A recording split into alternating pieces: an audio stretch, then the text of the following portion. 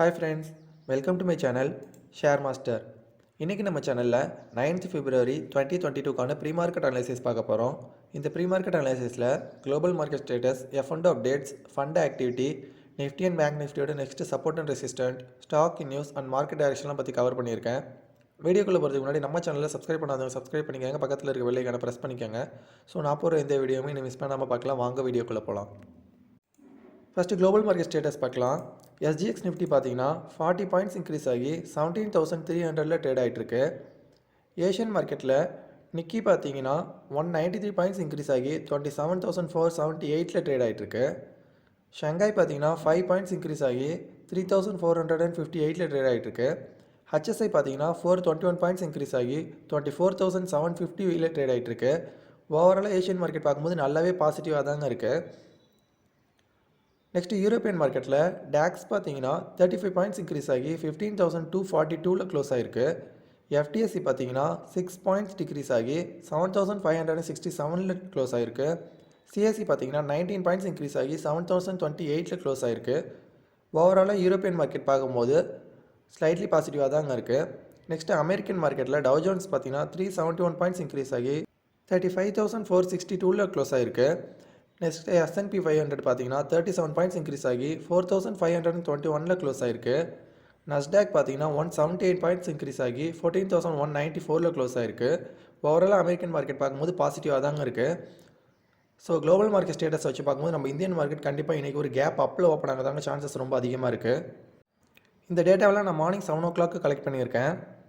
Next நம்ம FII and activity பார்க்கலாம். Last trading டேல எஃப்ஐஐ பார்த்தீங்கன்னா 1,967 crore செல் பண்ணியிருக்காங்க. டிஐஐ 1,115 crore பை பண்ணியிருக்காங்க. ஸோ டோட்டலாக பார்க்கும்போது 852 crore செல் பண்ணியிருக்காங்க. நெக்ஸ்ட்டு நம்ம F&O பேன் பார்க்கலாம். பெல் மட்டும் தாங்க கரண்ட்டாக F&O பேனில் இருக்குது. பாசிபிள் எக்ஸிட்ஸ் எதுவுமே இல்லை.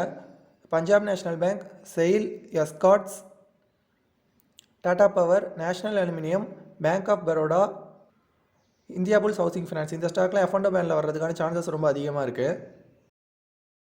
நெக்ஸ்ட் ஸ்டாக் இன் நியூஸ் பார்க்கலாம். ஏர்டெல்லோட Q3 நெட் ப்ராஃபிட் பார்த்தீங்கன்னா 3% ஃபால் ஆகி 830 crores தான் இருக்குது. இது ஏர்டெல் ஷேர்ஸ் வச்சுருக்கவங்களுக்கு ரொம்பவே நெகட்டிவான நியூஸ். நெக்ஸ்ட் ஐஆர்சிடிசியோட Q3 நெட் ப்ராஃபிட் பார்த்தீங்கன்னா 168% இன்க்ரீஸ் ஆகிருக்கு. ₹2 டிவிடெண்ட் தரதை அனௌன்ஸ் பண்ணியிருக்காங்க. ஸோ ஐஆர்சிடி ஷேர் வச்சுருக்கவங்களாம் இன்றைக்கி ஒரு நல்ல ப்ராஃபிட் இருக்குது.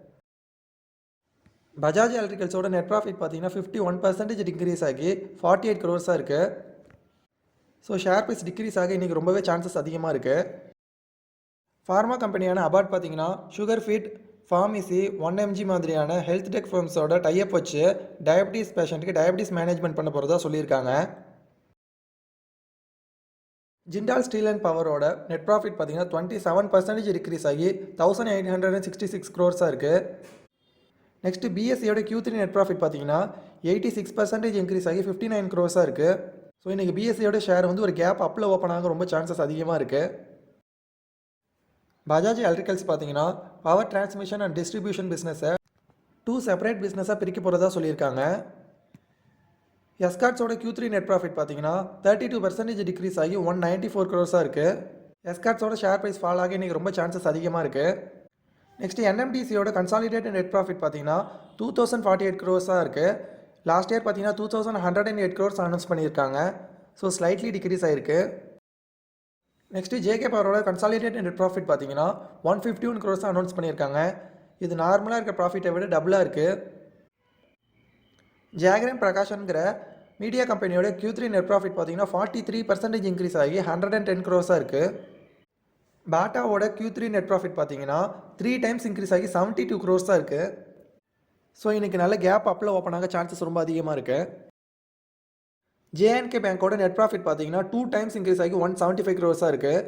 ஜேஎன்கேக்கு இது ஒரு நல்ல பாசிட்டிவான நியூஸ். நெக்ஸ்ட்டு டிடிஎம்எல்லோட லாஸ் பார்த்தீங்கன்னா 302 crores அனௌன்ஸ் பண்ணியிருக்காங்க. லாஸ்ட் இயர் பார்த்தீங்கன்னா 297 crores தான் இருந்திருக்கு. ஷேர் ப்ரைஸ் பார்த்தீங்கன்னா லாஸ்ட் மந்த் ஃபுல்லாமே ஒரு லோவர் சர்க்யூட்லேயே இருந்துட்டு இப்போ தான் அப்பர் சர்க்யூட் ஆகிருக்கு. ஸோ இன்றைக்கி கண்டிப்பாக லோவர் சர்க்யூட் ஆக சான்சஸ் ரொம்ப அதிகமாக இருக்குது. கோத்ரேஜ் கன்சியூமர் ப்ராடக்ட்ஸோட Q3 நெட் ப்ராஃபிட் பார்த்தீங்கன்னா 5% இன்க்ரீஸ் ஆகி 527 crores இருக்குது. சேல்ஸ் பார்த்தீங்கன்னா 8% இன்க்ரீஸ் ஆகிருக்கு. நெக்ஸ்ட்டு நம்ம மார்க்கெட் டைரக்ஷன் எப்படி இருக்குங்கிறத பார்க்கலாம்.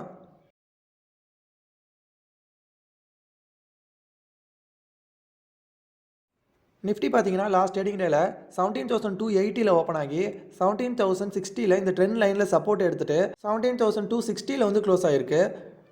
நிஃப்டியோட நெக்ஸ்ட் ரெசிஸ்டன்ஸ் பார்த்தீங்கன்னா 17,400 இருக்குது.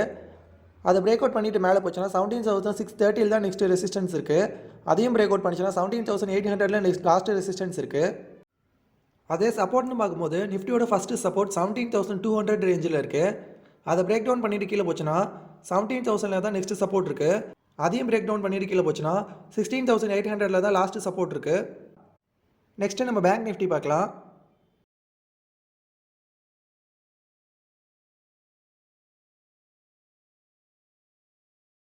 பேங்க் நிஃப்டி பார்த்தீங்கன்னா லாஸ்ட் ட்ரேடிங் டேல 38,180 ஓப்பன் ஆகி 37,340 இந்த ட்ரெண்ட் லைனில் சப்போர்ட் எடுத்துகிட்டு 38,030 வந்து க்ளோஸ் ஆகிருக்கு. பேங்க் நிஃப்டியோட நெக்ஸ்ட் ரெசிஸ்டன்ஸ் பார்த்தீங்கன்னா 38,420 இருக்குது. அதை பிரேக் அவுட் பண்ணிவிட்டு மேலே போச்சுன்னா 38,800 நெக்ஸ்ட் ரெசிஸ்டன்ஸ் இருக்குது. அதையும் பிரேக் அவுட் பண்ணிவிட்டு மேலே போச்சுன்னா 39,360 தான் நெக்ஸ்ட் ரெசிஸ்டன்ஸ் இருக்குது.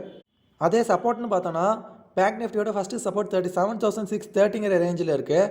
அதை பிரேக் டவுன் பண்ணிவிட்டு கீழே போச்சுன்னா 36,660 நெக்ஸ்ட் சப்போர்ட் இருக்குது. அதையும் பிரேக் டவுன் பண்ணிச்சுன்னா 35,370 தான் நெக்ஸ்ட் சப்போர்ட் இருக்குது. ஸோ குளோபல் மார்க்கெட் ஸ்டேட்டஸ் வச்சு பார்க்கும்போது நம்ம இந்தியன் மார்க்கெட் கண்டிப்பாக இன்றைக்கி ஒரு கேப் அப்பில் ஓப்பன் ஆக தான் சான்சஸ் ரொம்ப அதிகமாக இருக்குது. ஸோ கைஸ், இந்த வீடியோ உங்களுக்கு ரொம்ப யூஸ்ஃபுல்லாக இருந்திருக்கும்னு நினைக்கிறேன். அப்படி இருந்தால் நம்ம சேனலில் மறக்காமல் லைக் பண்ணுங்கள், சப்ஸ்கிரைப் பண்ணுங்கள், ஷேர் பண்ணுங்கள்.